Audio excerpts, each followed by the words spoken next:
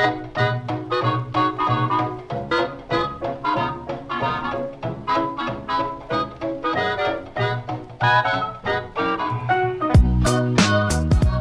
and welcome to Movie Film Studios, the only podcast that takes you inside the mind of two film studio executives as we unravel and then re-ravel the best that Hollywood has to offer. I'm Isaac. And I'm AJ, and this week our hospital mandate to stand 5 feet away from other people is put to the ultimate test as we fall in love with a criminal who's robbing a bank filled with pom-pom waving senior women. But before we get into something new, it's time for something old as we check in on our last feature in Box Office Report.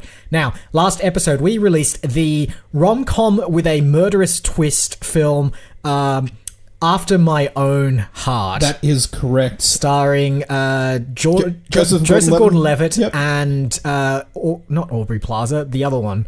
Anna Kendrick. Anna Kendrick, that's the one. I realised that we talked about it last week where we definitely cast Joseph Gordon-Levitt in a film. Turned out it was with Natalie Portman as they were going through the sewers on I remember that one. Romantic date, which turned into more like a Saw-type escapade. He definitely seems to be the guy who's the go-to guy when you want to do romance with a twist. I'm glad you say that because he's signed on with us to do not only a trilogy, 5 films. 5? Yeah, exactly. Such a weird number. It is a very strange number. We're sort of taking after the Richard Linklater After Midnight Before. Like, I mean, it has after in our. I think he's Before Midnight, Before Sunrise, Before Sunset, and then After Mid. I think they might all be befores. Ours are all afters. Yep. So Yep. After My Own Heart. And we haven't, like, the other ones are just working titles. Yep. After My Own Working Title. Like what? What are those working titles? It's actually just called After My Own Working Title at the moment. Right. We've done the James Cameron sort of thing where we've signed, like, like Avatar. Avatar's like sequels, been 7 years? Yeah. And Sam Worthington signed on for a whole bunch of films when he was a big name star, and 7 years later has not been in a movie in more than half a decade, and yet he's still signed on. Same thing with JGL. He's signed on for our sequels. Yep. We talked about doing a Look Who's Talking kind of thing. Yep. I'm thinking maybe some prequel films as well, so maybe even Before My Own Heart we could do in there as well. It doesn't really matter. We've just got to get the actors signed onto their contracts. So we're doing a cinematic universe. Yeah, I mean, absolutely. Can we do spin-offs as well? I think we might actually tie in the original Joseph Gordon-Levitt, Natalie Portman Saw type film. Yeah, that's a good idea. It's the Conjuring style, extended universe, totally different, disparate films, but all set within the same universe. And for some reason, all starring Joseph Gordon-Levitt. But never the same character. Yeah. It's almost like maybe film number 4 is we've cloned Joseph Gordon-Levitt and made him we've removed the chromosome which makes him satisfied in relationships, and so he's also always looking for love. Who knows? It's such a wide universe. Yeah, fair enough. All right, that sounds great. We did actually, I know you mentioned Aubrey Plaza earlier on, mixing her up with Anna Kendrick. Yep. Turns out that also happens in film number 3. Brilliant. He mixes up Anna Kendrick with Aubrey Plaza, and they all sorts of comedy ensues, and murder, because it's comedy and romance and murder. It's all in there. Aubrey Kendrick. Yeah, great. All right, sounds like you've been very productive. I don't know what I've been doing for the last week. All right, on to this week in trailers. And first trailer for you today is 5 Feet Apart, directed by Justin Baldoni and starring Haley Lou Richardson, Cole Sprouse, and Moses Arias. I wanted to introduce myself. I'm Will Newman. 6 feet apart at all times. You both know the rules. Let me guess. You're the kind of guy that ignores the rules because it makes you feel in control. Am I right? You're not wrong. You think that's cute? Do you think it's cute? There's no room in war for feelings. Hello, world. My lung function is down to 35% now. People with cystic fibrosis aren't supposed to get within 6 feet because we could end up catching each other's bacteria. Nothing's gonna save our lives, Stella. We're breathing borrowed air. No, I refuse to believe that. Can I see your regimen? What is this? You're making me crazy. Baby, it hits so hard. So this is just the fault in our lungs. I mean, I don't want to belittle cystic fibrosis. It's a serious condition. Absolutely. Lots of people have it. I did know a girl growing up who had it, who sadly passed away quite young. Yep. But this seems to be taking the model of The Fault in Our Stars, where it's there's just two individuals. Faultier. Faultier with a life-threatening they both condition? have cystic fibrosis, and as a result, they can't come into close proximity with each other. They have to stay, as the film title expresses, 6 feet apart. No. 5 feet apart. Because they both have a unique infection in their lungs, and should they cross-contaminate by touching one another, they will die from the unique infection. Cue the love, romance, blossoming, budding, whatever, blossoming between the two of them, despite the fact that they can't actually get close to each other. And there's that mental anguish of will they, won't they? I don't know. Like, legitimately, it gets to a point where she has a couple of really bad lines. Oh, and man. this is like the cliches. I've spent my life living for my disease, but now I've got to make the disease live for me. Yeah. That seems sort of prophetic, but when you break it down, it's like, this means nothing. Yeah, this film is just a walking cliche. The guy in the film is like, has lost all hope, is a bit dour, a bit emo. The girl is peppy. She's like full of life. She is the manic pixie dream girl template, except she's got a disease, and so does he, and that's what brings them together. It's just, it's as vanilla as it gets. So The Fault in Our Stars, there's another one that reminds me of, I think it was called, it's got Emma Roberts in it. It's kind of a funny story, where it's a young boy who tries to kill himself, goes into a mental ward and meets the actual manic pixie dream girl of Emma Roberts, and they have a bit of a, we're in a weird situation together in a hospital scenario and finding young love. I've never seen one flew over the cuckoo's nest. I assume it's the same sort of premise. Jack Nicholson falls for Nurse Ratched, and there's anyway, This trailer is so full of those tropes. You've even got trailers tend to have a mid-trailer music shift. Where they play one sort of either it's a song to set the tempo of the film. It's something that either shifts from like dramatic to lighthearted, or even the other way around. The other way around, lighthearted to dramatic. I was like, now we've hit the point where now it has to be serious because it's all about love, and before it was like some sort of poppy emo band who are trailers have the exact same arc the film has, and people that complain that trailers give away the entire film, it's because of this. This trailer starts introducing these two characters, introducing their situation, then it goes down as they become entangled in each other's lives, and then the pitch shift happens, and it's the rise back up to the top for the conclusion, and it's just like, okay, well, I don't need to see this film now. But yeah, it looks terrible. Don't go see it.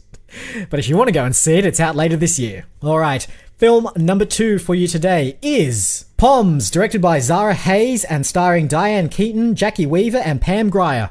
Welcome to Sun Springs Retirement Community. Have the time of your life for the rest of your life. We are young, we run free. We got everything you could ever need. Over 100 clubs. Now, what brings you to Sun Springs? I'm just here to die. Uh-huh. Hi, moving in. I was hoping you'd be a man. There's not enough erections around here as it is. What's this? You were a cheerleader. My mother was very sick, so I quit the team. Maybe you should give it another shot.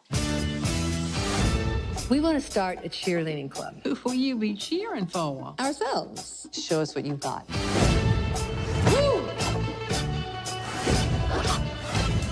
She's great. I always did want to be a cheerleader. I asked my husband, what'd he say? Over my dead body. So we have, another one in the long line of comedy films aimed at, I guess, the older people of the world. Basically, Diane Keaton's character moves into, I guess, a retirement village, and meets up with neighbors and sort of starts a friendship there. One of her neighbors discovers that she used to be a cheerleader, or she was trying to be a cheerleader back in high school. Something to do with 50 years ago.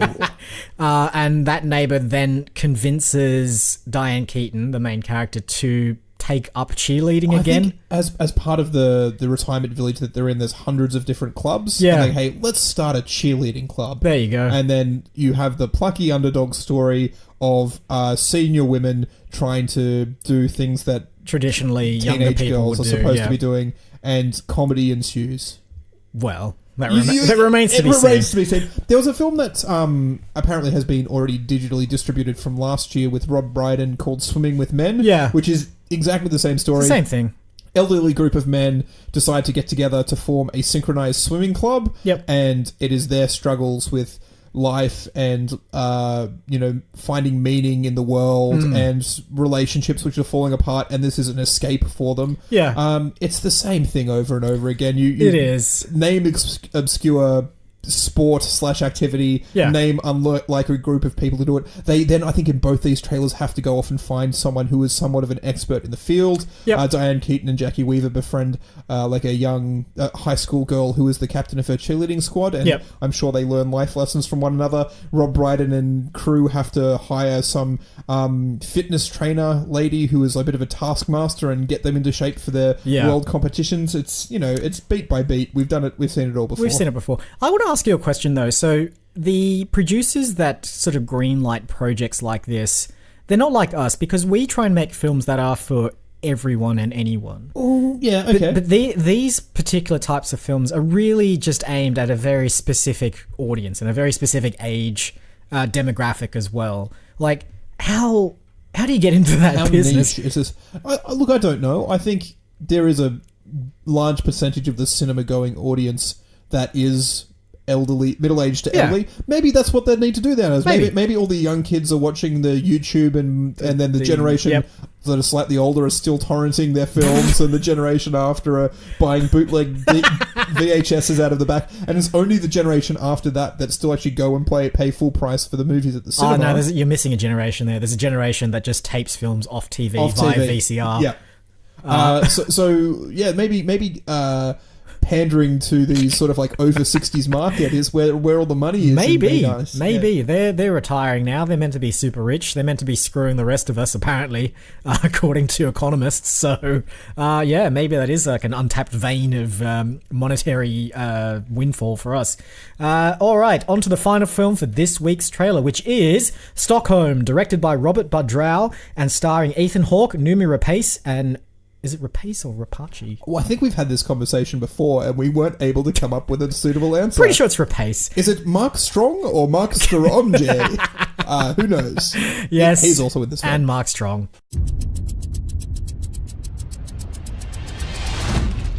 Ask him what they want. He's asking what you want. I want him here in 10 minutes or I shoot you in the face and then hang up. Tell him that. He wants you here in 10 minutes or he shoots me in the face.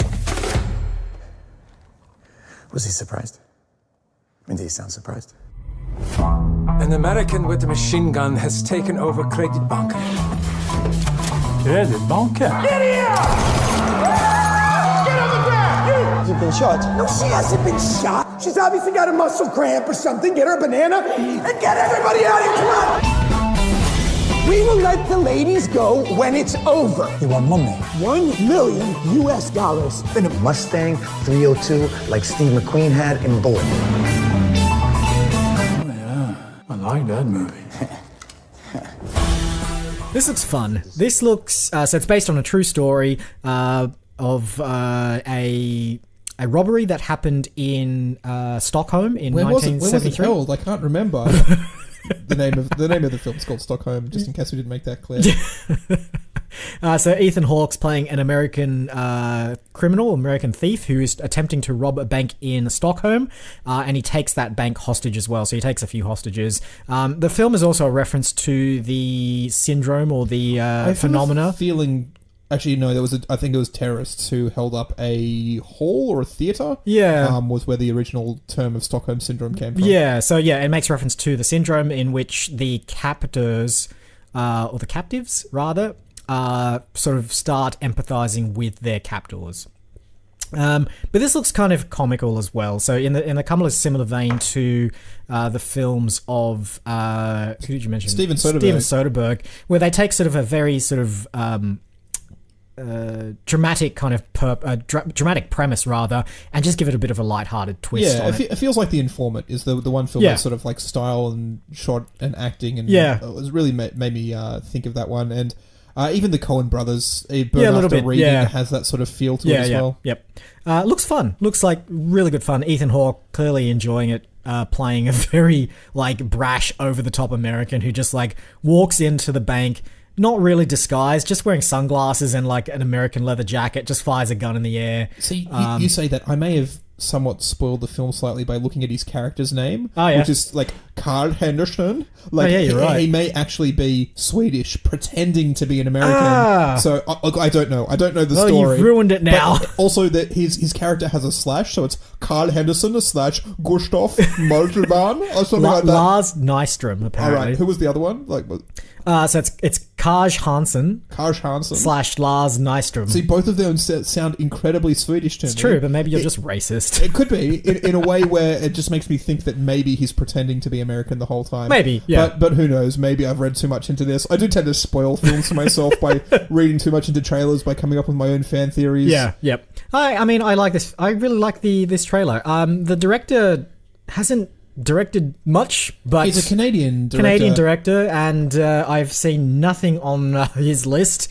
As well as that, we checked out his entry on Wikipedia. None of the films that he's made have direct links to like a page about the film, which generally doesn't bode well Not for really. like his commercial appeal.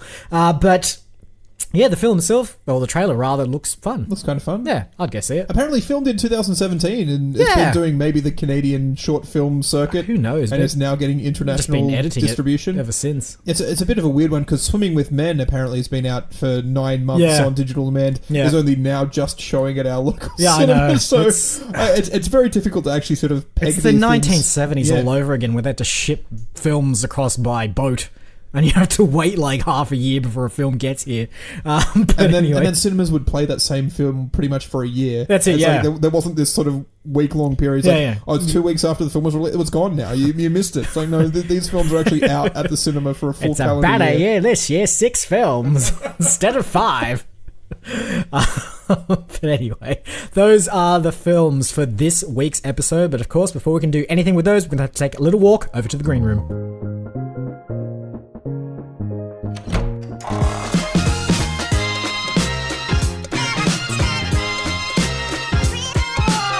And here we are. Let's have a quick recap of this week's films. We have a teen love story with a medical theme. Yeah, pretty much. We also have an underdog sports story with geriatric protagonists. And finally, we have a heist set in a Scandinavian country. It's just a heist film, really. It's a heist. It's got a psychological terminology name to it. I don't know. What do you want to... Okay, a heist film with a psychological and comedic twist. Okay, sure. Because I think you need... a screwball heist. Why not? Screwbally. Screwy heist. What was the one quite with a ball. Adam Driver and Channing Tatum and that Logan was Lucky? Logan Lucky, yeah. This also, I mean, that was Soderbergh as well, so yeah. it has that sort of feel to it. Yep. Let's say screwbally heist in a foreign country. We've got to be fun with it. Great. All right. Who chose last episode? I did. Right. So the honor passes to you. What have you got?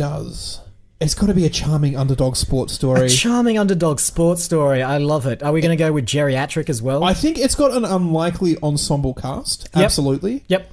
I'm not completely sold on geriatric. Okay. What I am completely sold on is foreign country. All right, great. So I also want to go with the ensemble cast as well, just while you mentioned that. But I think I like the unlikely one. I like the one where like you load up the trailer and just like, these people have never been in a film together before, and they're a really weird pairing. You know how we watched a teaser trailer for a film called The Irishman, and there's no footage in it. It's just the footage of a CGI shot of a bullet casing. A bullet casing falling through, and the casing becomes the letter I in a bunch of people's names. Yep. Martin Scorsese. Yep. To start with, Yep. directed by Yep. Robert De Niro, Al Pacino. Yep. And it's just it's like a laundry. Harvey Keitel. Yep. And who was the guy from Home Alone? Also in Casino. Joe Pesci. They're the big 4 names in that film, and it's like, holy crap, how has he put together this cast of characters? No, but you know how he's put together that cast of characters because he's worked with them all before. He launched all of their careers. Exactly. So fair enough. Exactly. So that's the kind of cast you're just like, yep, that makes complete sense to me. Our film, nothing needs to make sense there. I think we just need to pull as diverse and as crazy as possible into whatever this film is. And I think given the fact that it's an underdog sports story, it lends itself to doing stuff like that. Like, I sort of think of Dodgeball, where you've got like the plucky underdog heroes and they're like a really weird ragtag bunch of people. And you've got Bill and Stiller's team as well, which is... Where are they from? They're from like Germany or something? They're just from his gym, and they're Laser and Blazer and Taser and Phaser. I think we're also going to borrow a little bit from 5 Feet Apart. Yep. And sort of maybe also from The Longest Yard. Yep. Where it's an institution where the people are in and they have to find the sports team based around that. And we'll set it in a hospital. Yep. Why not? And so I was going to suggest, could we could we put it in a jail, but then that is The that Longest is, Yard, isn't it? And then the UK remake, which is Mean Machine. And then also subsequently the remake. I think Adam Sandler's remake was a remake of the Burt Reynolds. I think you're one, right. Yeah. Rather than anyway, I do quite like Vinnie Jones in Mean Machine. Even though it was a remake of 2 very bad American football films. Should it be a hospital though? Hospital seems a bit on the nose. I mean, it's very difficult to do screwball comedy in there, but maybe we throw in the elements of drama, the elements of Does it have to? teen Yeah, romance. maybe we don't do a screwball comedy then. We do No. more of a like cliche-ridden mess of just there is the Diane Keaton type character who is dying from her whatever ailment that she has, and this is her last shot. There's the 2 teenagers who can't touch one another. Yep. There's we should do? We'll make up the disease as well. We'll do what Batman and Robin did in making up some fictitious disease that Alfred is dying of, and we'll do that for our main character. So that means that we can give her any it's just going to be like barrier surname, right? Yeah, that's right. Hitchinson's. Yeah, I think they took the surname of a producer in Batman and Robin to the name of the disease. Oh no, they've got Scarcella disease. Exactly. Scarcella syndrome? Yeah, Scarcella syndrome will do. Is it the ch or the sh? Depends what country you're in. We're in Australia. Help me out. So it's Scarcella then. Scarcella. Yeah. Do you want this? What would your family say if they're from Italy? Scarcella. All right. Yeah, there is no... anyway, so maybe that's a contention. Yeah. One of them's got Scarcella syndrome, and the other one's got Scarcella syndrome, and the cure is not universal. It doesn't. Yeah, perfect. Depending on where you contracted that disease, it manifests itself in completely different ways. And I like the fact that it will make whatever the disease is have some kind of barrier to stop them from doing whatever they're doing. So in the same way that someone who has Scarcella syndrome can never be with someone who has Scarcella syndrome. Yeah, they're Romeo and Juliet. They are completely incompatible. Yeah, they are. It's okay, great. So how should that manifest? How should that syndrome manifest itself? In Batman and Robin, I think the character was just slowly dying and had no other issues aside from that. Obviously, with cystic fibrosis, they have to wear oxygen tubes. Around in their noses. Yep. What was the Fault in Our Stars? I never saw it. I assumed they have medical wristbands to denote that they're sick of some sort of... Yep. Do they have to be carrying around IV fluids the whole time? Does that hinder their sporting ability? Possibly. Actually, yeah, I like that. Maybe it needs to be like a backpack of IV. They just need a camelback. Exactly. Yeah, they just need so much IV. Is it? We'll just say it's an IV deficiency. It is. It's a deficiency of an unnamed fluid. Yeah, exactly. Okay, that's great. And okay, that's what's good about this. A fluid gets burnt off when you do sports. Oh, so. Right. Doing the sport burns off that fluid quicker than just normal sitting in a hospital and resting. So it's that kind of if I play the sport, I'm going to die quicker or I'm going to lose these fluids quicker. But I really want to play the sport. My team is counting on me. We need to then come up with the sport then. Are we doing the same thing we do with Scarcella/Scarcella syndrome? Yep. Where it's also a made-up sport, or is it just an obscure sport? No, I think it needs to be I don't think the sport matters per se. I think it's more the sentiments around the sport. So I think it could be any sport. You know what it is? What? It's an esport team. they are trying to be professional Counter-Strike players. Oh man, how is that going to look visually? Of just someone gets out of their hospital bed and then walks over to a desk and then sits down and starts playing Counter-Strike for hours. Exactly. But imagine the interesting visual things where we can do where instead of just being footage of the game, we shoot the actors in their Counter-Strike costumes whenever they're communicating with each other over comms. What if we did instead? So just to go along with that idea, instead of doing it as Counter-Strike, we do sort of something that's like Counter-Strike or Fortnite or whatever. So is this our own... In VR. Okay, so it's whatever it is, but it's our own first-person It's our own kind of Do we then have a tie-in with this? We make the tie-in game, yeah. Yeah, so we will make and release the tie-in game to coincide with the Plucky Underdog sports story set in a hospital. This is going to be no other film... No other type of film like this has ever had a video game adaptation. You know what? I'm going to bring this up as well. This week I went and saw Captain Marvel. Yep. But in 4D. Oh yeah, with the moving seats. And moving stuff. seats. Yeah. Jets of air, Yep. water mist that sprays in your face. Yeah. You know what's really disappointing about that was that there is a scene where a spaceship crashes into a lake and kicks up a jet of water. Yep. There was barely any water that was sprayed. Like the best spray of water actually came during the preview where it was like, this is the kind of things that you can expect. Yeah. And you actually get sort of sprayed in the face by quite a big sort of mist of water. Yeah. And then it happens in the film and you get nothing. Yeah. And then also there's a lot of shots of like where it's just her like in an aircraft hangar and the camera pans back and the people who are like programming the chairs like, I don't know what to do in this situation, so maybe we just tilt the chair slightly. Massive gimmick. Yeah. Didn't add to the film at all. It's definitely going to be a major part of our Plucky Underdog sports story. I love this. We'll just make sure that our one doesn't blow its load too quickly. That is probably what happened. It probably sprayed all the water out and didn't have any in, Had in nothing the tank left in the later. tank. All right, again, I love this because you can't. I mean, like 5 feet apart is not going to come to cinemas and go straight to 4D with a video game adaptation. But our film is. Yeah, our film absolutely. is absolutely doing that. All right, so they're going to be like a VR. It'll be a VR like first-person shooter combat game. We'll rip off whatever's popular at the moment, if it's Fortnite or Apex Legends. Apex or, Legends, like, the big one, Warframe, or any of the other like weirdo games that What's the I'm not Overwatch? playing what now. Yeah. There's hundreds of them. Yeah. We'll get in on some of that cash money. And the good thing about this is that in VR, people like actually have to move around physically. Yes. So at least we don't have the Oh, static yeah. footage of things I mean, it stuck in a wouldn't- chair. Exactly. It's like, oh, I got to replace my IV fluids. Like, no, you've been sitting down on a chair for 6 hours. Yeah, exactly. Playing this It's game. You like, haven't there's really no lost problem. that much. But in VR, they're sweating, they're moving, they're like dodging and weaving or Exactly. whatever the gameplay is of our game. So yeah, they do have to like lose fluids. So I think that we have a team, right? We have a team. Like it'll be a team-based game. Maybe how many? 5v5. 5, yep. Yep. All right. Great.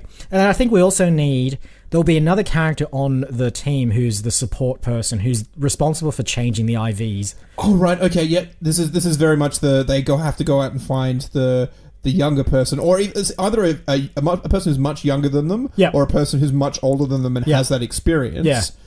To be their coach, their mentor. Yep. In dodgeball, it's the guy in the wheelchair. Yeah, yeah. In the Poms, it's the young cheerleader. Yep. In The Matrix Reloaded, it's that little kid who's resupplying ammo for the big machines. I don't know why. I just thought of that. Sure. Okay, what if we set this like in the future slightly?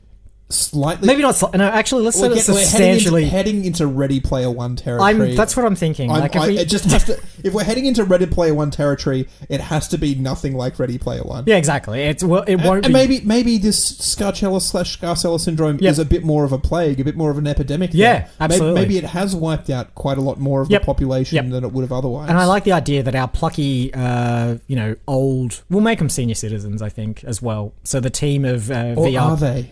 Maybe one of them's quite young and one of them's quite old, but because they only ever interact with one another through VR. What if? Oh man, I was also thinking like, what if like the various like one of them has Scarcella syndrome, the other one has Scarcella syndrome. One only has the control of the top half of their body, the other one has the control of the bottom half of their body. Put them together though.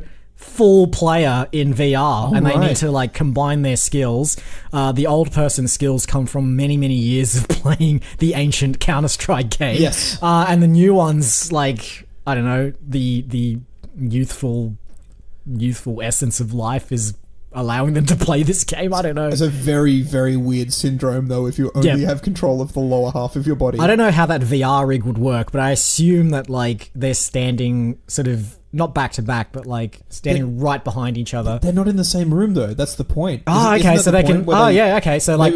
We do that whole sort of, what's the line? If I were to glove upon your hands, like in Romeo and Juliet. Yep. Where literally there is like a haptic glove. Yep. And like you can actually use that to actually feel the caressing of the cheek. Yep. So, all right, great. So should we?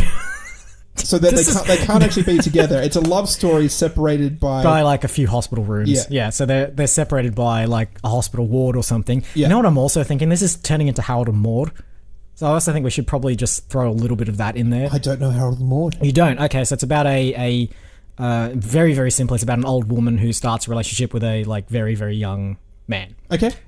So, what if the two of them come together to play this game, enemies at first, or frenemies at first, and then they sort of develop a nice little friendship, nice little love interest over time. We mirror the 5 feet apart thing. They can never meet. They're not allowed to physically meet each other. But they can become one in video game I think that's got to be, maybe that's got to be the final thing. They have maybe control over their entire bodies, their teammates, and then as the syndrome progresses in both of them, they lose. By the end, they're like, well, I can't play anymore because I only have the top half of my body. I can't play anymore because I've only got the bottom half. And they realize that joining their first, like literally becoming one person, is the solution for them to win. The big sports meet against the people who don't have any syndromes at all. I can amp up the drama even further now. Okay. So you know how we had 5 people on the team, so that would be the old person, the young person, and 3 others. Yes. When they get to the final match, they're down a player. So that 6th person who was running the IV drip up and down jumps in, and as a result, it puts the whole thing at greater stakes because now they don't have a steady IV drip coming in. Oh my god! Can you imagine? Like they have to go. If we play too hard, we might die. Exactly. If we don't play hard enough, we won't win. Exactly. But what are the stakes for like winning this? Like, why does it matter? I mean, these esport tournaments are like $20 million prize pools at the moment. I think that stakes enough. So basically, we'll just say that they signed a contract with whoever the esports so I believe in not the whole 9 yards, in the longest yard. Yep. It's, and even in Mean Machine, it's a football match against the prison guards. Yep. Just for honor, I think, wasn't it? Yeah, and it's just become one of those things where it's like, it is the criminal's chance to get back at being beaten to a pulp all the time by these psychopathic prison wardens. Okay. Is it the same thing? I mean, they're probably treated quite nicely by the hospital staff. I was going to say, we've kind of been backed into a corner here by doing a hospital because you don't have an antagonist as a natural antagonist as such in a hospital situation, unless it's like a big pharma or something. Maybe big pharma is like holding back exactly. There is some sort of cure for Scarcella syndrome. Yeah. The pharmaceutical representatives are coming through and they've hiked up the prices. It's just like, you could be supplying this to us for 10 cents a treatment, and instead it's $10,000 a treatment. And they're like, well, the only way that we'll lower the prices is if you can beat us at the esports tournament. I don't even think it's that. I don't even think they put that out there. They just independently. The plucky underdog team basically says, like, the only way we can raise this money is by joining an esports team because in this age of 2075, which is where it's set in, esports are the biggest thing in the world, and they attract the most money. Do we do the thing where it's like, oh, the rec center's going to be closing down and we need $20,502 to survive? Oh, look, a talent contest, and the exact prize money is $20,502. Maybe it's like this esports event is sponsored by the pharmaceutical company, and it's just like, oh, and the prize money is just 5 cures to this syndrome. Oh, what a surprise! All 5 people in this hospital need the cure to this syndrome. Yeah, exactly. That sounds great. I mean, we could also potentially do a further thing with that, sort of mirroring Ready Player One, which, granted, I haven't seen, but I can only assume that there's some big undercover conspiracy thing going on there. There is. Ben Mendelsohn's involved. Okay, so that's definitely something fishy going on when he's involved. But what if, like, Big Pharma was doing something dodgy under the covers there, maybe like trying to fix the esports matches, or definitely doing stuff like that. Like we assume, like, as you watch the film, that they don't really have any involvement in the proceedings at all, aside from the fact that their drug prices are super, super high. But then as we sort of get further and further into it, we discover there's a very nasty plot there, and that's why this team has to win. It's not just about getting the cure anymore. It's about exposing Big Pharma for the crooked vultures that they are. No offense to any Big Pharma companies who are currently listening to this. So how does that sound? I think the stakes super high. Could not be higher. Incredibly high. It is literally life or death. Yeah, exactly. And life or death and life. There's life or death times 5. There's 5 people who it is literally the last. The other resort. 3 teammates are sort of in early stages of Scarcella syndrome, so they're fine. But our main 2 characters, our older person and our younger person, are at advanced stages. Yeah. Where they're ready. I'm just going to pitch Helen Mirren. Can we? Oh yeah, for sure. As our lead. Yes. Yep. Perfect. Absolutely. Absolutely perfect. So who do we cast as our younger person? You say young, and just I always think Tom Holland, and it's just like who's young, sort of irreverent. We can't cast Tom Holland again. Who's also someone similar to Tom Holland? I think we've come to that well and dried it up a number of times. Can we get one of the Skarsgårds? Who's one of the younger Skarsgårds? Peter Skarsgård. So we got Stellan. We have Alexander. I think Peter was it from. Oh yeah, yep. It. Is he too No, I mean he could do well in a hospital situation. He's a bit of a B player though, isn't he? Isn't he like, you know, the nurse who, he was in Atomic Blonde, wasn't he? As just like I'm a member of the secret society. Was he? I don't barely remember that film.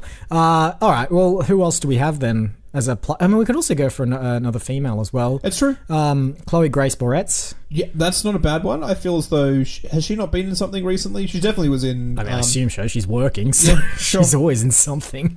She was in that Greta film. Yeah, she was, and I think we may have cast her in something off the back of that as well. Also, that's another youthful, aged relationship thing going on there. Who else is? We could do Ellie Fanning or even Ellie Fanning, Dakota Fanning. Yep. I think I like Ellie Fanning as an actress a little bit more than I like Dakota Fanning. I do too. All right, Ellie Fanning? I think so. Ellie Fanning and Helen Mirren. I like it in a VR. Because you just wouldn't expect those two actors to ever be together in a film. So we also need to cast just the coach. I think the unlikely grizzled coach who's trying to teach them what to. Actually, we also need the young person who's young delivering the IV drip stuff. Can we go Hugh Jackman for the older sort of grizzled coach? Coach. Yeah, he's done that before though. He did that in that robot fighting. That's what I mean. Film. When he said future fighting rigged competition, I automatically thought Hugh Jackman. Robot Puncher. What was it? Well, I don't remember. I'm fairly sure it was called Robot Puncher, so don't bother looking it up. That's a shame. Can't call our film that. All right. Hugh Jackman is the coach. Who's going to be our young, Donald Glover? Is he the guy running IV? He seems to me older than Ellie Fanning. I think if we're going to do anything, but I think that's fine because he works in the hospital. I also think he's probably not as obsequious as you need that sort of person to be. Like they kind of have to be like, "Oh, sir, please, I'll help you out, sir." Kind of. He is an actor. I'm sure he could do that. But he's too cool. I like him. I like him too much for him. What do we put him? We'll put him. I want to cast him, so let's put him on the team as one of the other players. Okay. So he's got Scarcella syndrome, whatever one it is. We'll toss a coin.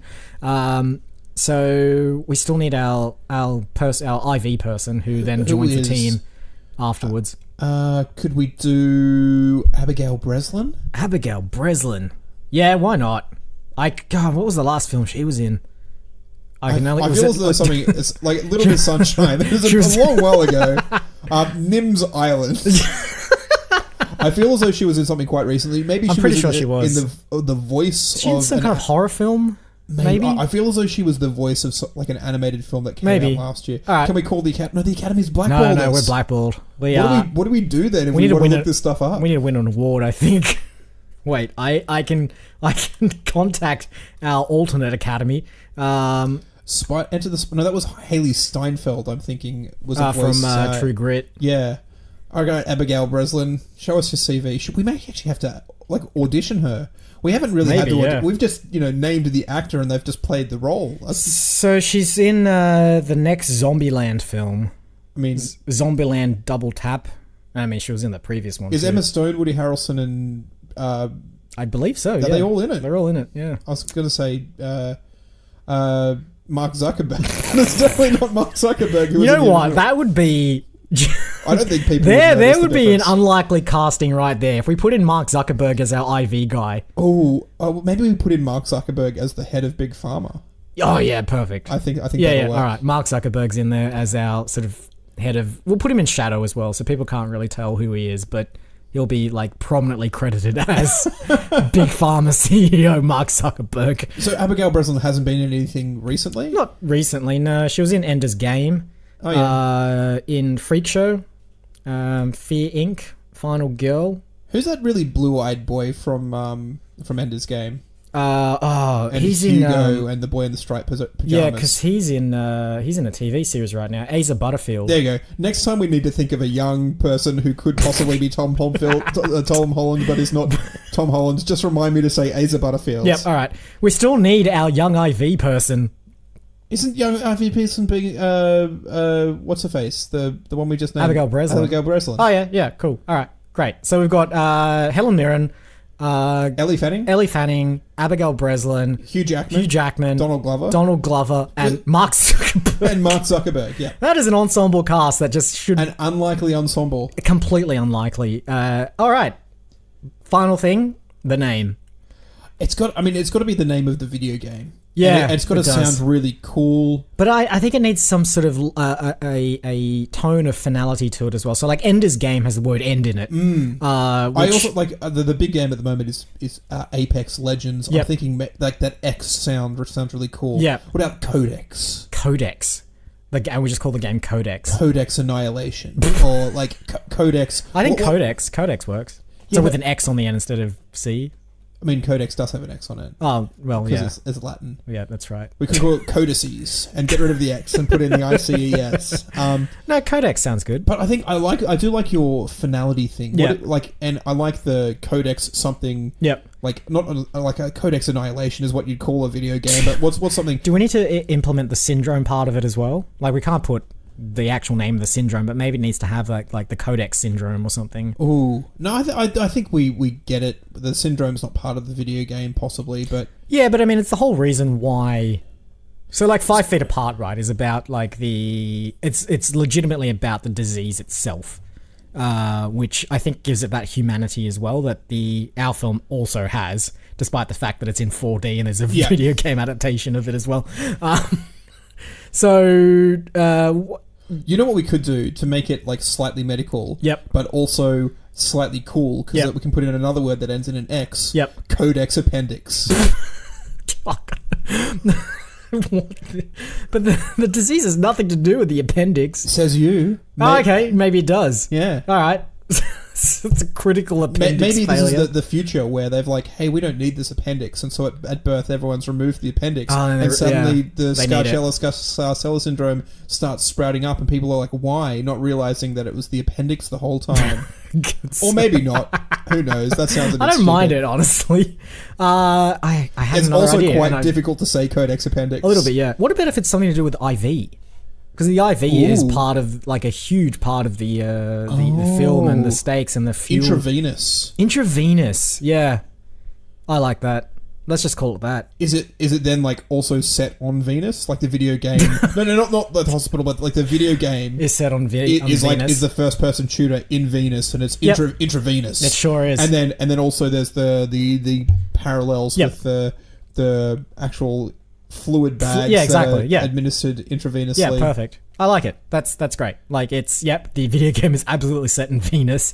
We're referencing the fluid bags that the young Abigail Breslin has to keep. You know what's going to be really hard, though, is our cinema-going audience, who obviously are going to be sitting on these 4D seats and being constantly sprayed in the face with IV. Yeah, but we're going to have to get our ushers to be able to give everyone an IV bag as they come in, just for the full experience. No, what we'll do, we'll partner. You know how like Hoyts and all the cinema chains here, when they do a promotional film, they'll give you. Well, you can buy like the promotional cup or the promotional popcorn holder. That's what we'll do for this. So instead of a cup, you get a like promotional IV bag full of Coke. Yeah, that's not bad. It would save us actually running the risk of having to. We can't have our ushers legitimately stabbing needles into our patrons to inject an IV drip that they probably don't need. We can spray IV at them though. Okay, fair enough. We'll replace the water in the tanks with like IV, which I'm pretty sure is just like sugary water or something. And that way when they come out of the cinema, they'll be sticky as well. To be fair, that happens quite a lot.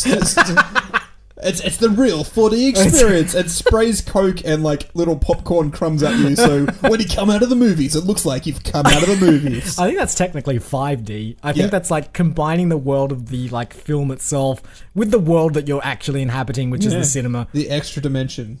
So it'll be 5D. Crumbs. It'll be 5D. So we'll spray popcorn crumbs at you, as well as IV from the film itself. Chairs will move. There will be a video game adaptation available for all major consoles and for mobile as well. I have a feeling that's going to make a lot more money than the film does itself. Doesn't matter. Like the model at the moment is like these free to play games, and so you get like 2 or 3 million people playing these games, and a month later, just pay us $10 for the Season 1 pass to unlock the bonus content. And everyone's like, well, video games normally cost me like $80. Surely I can just pay $10. Oh, what's that? Video company's just earned itself $20 million. Oh, what's that? Week number 2, season number 2. Oh, I'll just pay you $10 again. But you're missing the point. You're missing a second money-making scheme here. We released the game of the movie, yes, which is tied into the events of the movie, but we also released the game in the movie. That's 2 video games we can release. I thought Intra-Venus, the game, the battle game, the first-person shooter game, was the one we were releasing. Yeah, we're releasing that one, but we're also releasing the game of the movie. The game of the movie. I didn't realise we were doing that. Where you play as the characters in the movie who are playing another game, and it's just like a bastardized version of that. I think isn't that always the one that's outsourced to some bad company? And that the movie tie-in games are always awful. Horrible. Yep. But the first, they sell. They sell because they're based on a not Academy Award winning, but like a box office smash. We really haven't been given Movie Film Studios Workshop Digital a lot to do recently. No. They've been doing practical effects. We haven't really cracked out the old sort of I think we got to get the video game engine. Get the programmers back. Yeah. Start hacking out an engine for us. All right, I think that's it. I think that's a wrap on Intra-Venus. All right, housekeeping as per usual. We are online at moviefilmstudios.net, where you can find all of our previous episodes, our bios, and Mafuzawudada. Movie Film Studios Workshop digital distribution platform. That's correct. And that is a list of all the films we've made on this podcast.